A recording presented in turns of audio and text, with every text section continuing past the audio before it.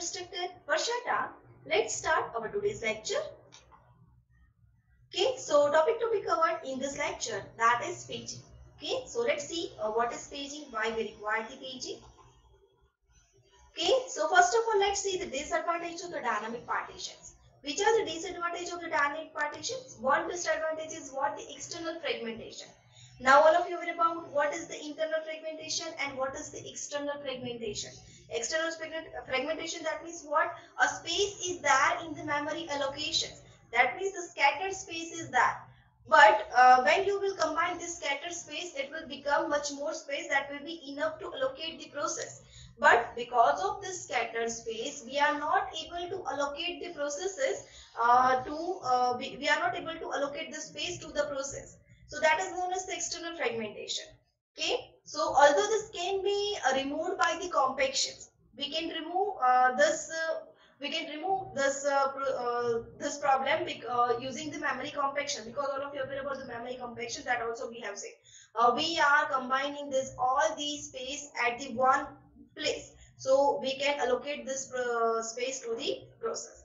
Okay, but as we have discussed, the compaction makes the system inefficient. Why? Because every time CPU will be used to find out the space where the scattered space is there, and that space will be combined at the one place, so that space can be allocated to the process. Okay, so we need to find out the mechanism which can load the process in the partitions in more optimal way. Okay, so we can say this paging is also the type of the non-contiguous allocation. Till now we have seen the techniques that is for the contiguous allocation. Now we will discuss about the non-contiguous allocation. Okay, so paging is also the one type of the non-contiguous allocation. So we need to find out the mechanism which can load the process in the partition in more optimal way. So for the solution of this, we use the dynamic and flexible mechanism that is known as the paging. Okay, now you just have the basic idea about the paging. What is paging? Paging, remember, paging is used for the non-contiguous allocation. Okay, that means external fragmentation is that we have seen. That means the space is that is scattered, but still we are able to allocate this scattered space to the process. Okay, so let's see how it is possible. Okay, so paging. Let's start the paging. The basic method for implementing the paging involves the breaking the physical memory into the fixed size blocks, that is called frames or page frames. Here we have to divide the physical memory as well as virtual memory in a fixed size block. Okay, so this fixed size block that is known as the frames or page frames. Okay, so each process, that is a logical memory, is also divided into small fixed size blocks that is known as the pages. Okay, so program generated address, that is called the virtual address or the logical address. Okay, so and when the program will go for the execution, that another address will be generated for that is known as the physical address. In last lecture also we have seen this two addresses when the program is there in the execution. Okay, so that is the virtual address, and when the program is loaded in the memory from where it gets the execution, that is known as the physical address. Okay, so program generated address is called the virtual address, that is known as also the logical address. When process is to be executed, its pages are loaded into the available memory frames from their source file, a file that will be stored in the backup storage, etc. Okay, so when the program is there in the execution, we have to load that particular process. Okay, the backing store is divided into the fixed size blocks that are the same size as the memory frames or the clusters of the multiple frames. Here the page size is same and frame size is same. Pages of the process are brought into the main memory only when they are required, otherwise they reside in the secondary storage. Okay, so pages of this process are brought into the main memory. Okay, the sizes of each frame must be equal, considering the fact that the pages are mapped to the frames in the paging, and page size needs to be as the same frame size. Why? because the space that is available in the memory from where the program gets execution, that is also of the same size, and where the program is stored in the partition, that is also of the same size. Then and only then we can reload the page in the same particular frame size or page size. Different operating system defines the different frame size. Okay, that is depends on the operating system which frame size will be defined. Every address generated by the CPU is divided in the two parts. One is the page number, that is a P, and another is a page offset, that is D. Okay, page number P and page offset, that is a D. That means it is its base address. That we will see in the figure that when we will see it. The page number is used as an index into the page table. Okay, one page table will be there that will keep track of this page number. Okay, the page table contains the base address of each page in the physical memory. Okay, so from which address this particular page will be start, that entry will be there in the page table. The base address is combined with the page offset to define the physical memory address that is sent to the memory unit. And the paging model of memory is shown in the figure. So let's see it. So here you can see this is the paging hardware. Here you can see this CPU is that the here P and D, that is a page number and its offset. Okay, and here it is a page table. Now this data, data will be accessed from the physical memory. Okay, so when it is going to be accessed from the physical memory, what will happen? Here page number is there, page offset is there, but we have to map this data to the physical memory. So here this is a physical address will be generated. Okay, this logical address will be generated by the CPU when the program executed. Okay, and this physical address will be generated when the program will be loaded. Okay, so here P and D is there, that is page number and offset, that will be mapped to the page table, because in page table there is an entry of this base address from where that particular page will be start. That entry will be stored in this page table. So from this page table, the CPU will get the entry of this base address. That base address will be given to this will be mapped to this particular physical address. So it will get the perfect address of that particular process. Okay, so this logical address will be same. Okay, so that will be logical address, that is a page offset, that will be same in a page as well as in a frame. Okay, but which frame will be allocated, which frame will be that we can refer using the page table. So that entry will become your frame right now when the program is there in the execution. So got it how the paging hardware is worked? Okay, once again I am explaining to you. Here CPU generated address, that is a page offset and page number, that will be mapped to the page table, and from that it will find out the entry of that particular page, and that will be mapped to this frame. Okay, so here this offset D will remain same. Offset D, that means what? For in last lecture also we have seen that 16,384 offset is there. Okay, so that will be constant. That will be added to each and every instructions. So here that constant will be same. Okay, so that constants will be same, that will be added to each and every instruction. So that constant will same in the physical address as well as the logical address. Okay, so here just number will be given to this page frame. Got it? Now here you can see just I have defined the virtual address space and this physical memory address. Okay, so here we are just started from this 0, so the address is the same.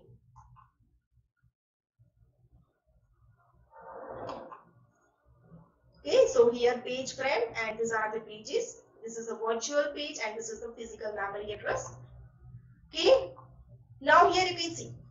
Okay, this is the logical memory addresses where the processes are stored, and this is the physical memory addresses where the process is going to be loaded. Okay, so here total 12 frame is there. So how this process is going to be going to be loaded. So here you can see it can be loaded to any space. It is randomly decided, but size is same. So there is no any difficulty to load this particular page. Okay, so for 1, 2, 3 process 1 is loaded. After that 4, 5, 6 process 2 is loaded. After that process 3 is loaded, and after that process 4 is loaded. But now let's see.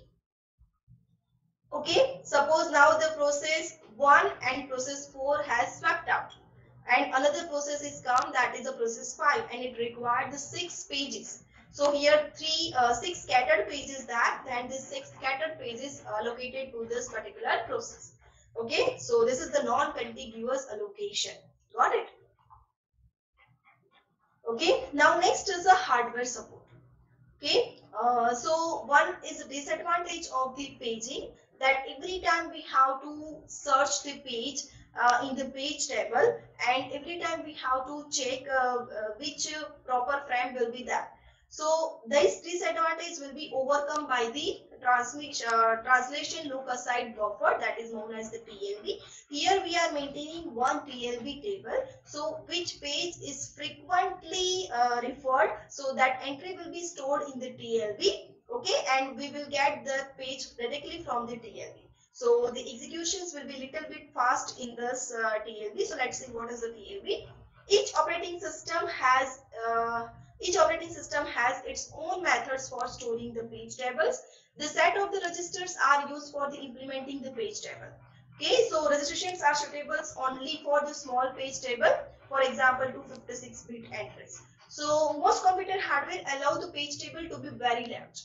Okay, so if the page table size is larger than the special purpose hardware cache is used. Okay, if page table is very large, then we have to use the special purpose hardware.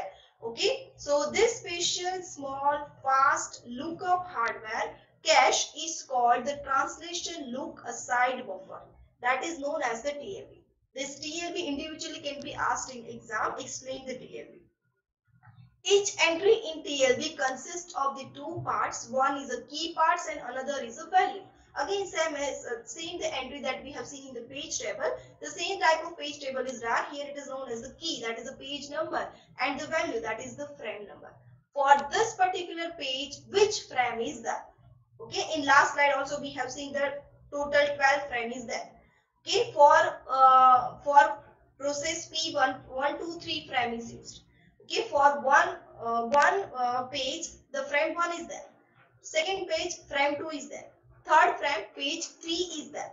Okay, so same way for the process, another process, there is a different frame number. So we have to find out which page is loaded to the which frame. Got it? Okay, so each entry in the TLB consists of the two parts that we have seen, the key and the value. When the associative memory is presented with an item, the item is compared with all keys simultaneously. If the item is found, the corresponding value field is written. Okay, if item is found in that particular table, that is a TLB table, then it will be referred from that directly. Okay, the TLB used with the page table in the following way. The TLB contains only a few of the page table entries. When the logical address is generated by the CPU, its page number is presented to the TLB. Okay, so the logical address will be generated by the CPU. If the page number is found, its frame number is immediately available and it is used to access the memory. Okay, and if the page number is not in the TLB, it is known as the TLB miss. And if the page number is found in the memory, then it is known as the TLB hit.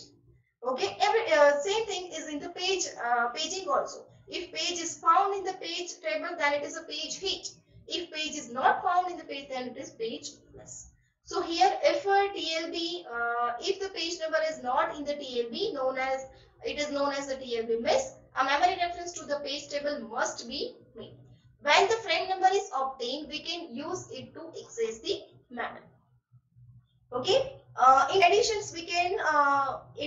we add the page number and frame number to the TLB, so that they will be found quickly on the next reference. So okay, so whenever we are accessing the page, that entry will be quickly done in the TLB. So if the next we are going to refer the same page, we will get that entry from the TLB directly. We don't have to find out that particular entry in the page table. Okay, so if the TLB is already full of the entries, an existing entry must be selected for the replacement. Okay, so we have to replace the page because TLB size is not enough to store the entire processes, processes entry. Okay, so we have to replace the page whenever it is not necessary. Okay, so replacement policies range from list recently used through the round robin to the random. Okay, we will see the some replacement policy in this unit that we will see later on. Some TLB allows certain entries to be wired down. Now, what is the meaning of this wired down? Meaning that they can be removed, they cannot be removed from the TLB. We cannot remove that entry from the TLB, that is known as the wired down. Which type of entry is this? So the TLB entries for the key kernel code are the wired down. Okay, so for the entry of the key kernel code never will be removed from the TLB. Okay, here you can see the paging hardware with the TLB. Same figure is that just we have added this TLB table. Okay, just we have added this TLB hardware. So here you can see the same process will be done. First it will be done with this TLB table. If that particular page will not be found in this TLB table, again it will check in the page table. Got it? So here again the same process that we have seen in the paging. Logical address that will be mapped with this TLB. From this TLB, it will able to find out the frame number of that particular page that is stored in that particular memory locations. If that particular page will not found in this TLB, what will happen? It will check in the page table, because here it happens the TLB hit or TLB miss. So if the TLB miss is that, it will check in the page table, and if the TLB hit is that means if the page is found in this TLB table, it will be directly mapped to with its physical address. Got it? So TLB miss, that means what? The page will not found in the TLB, then it is a TLB miss. Okay, and TLB hit, that means what? We are able to find out the page in the TLB, so that is known as the TLB hit. Got it?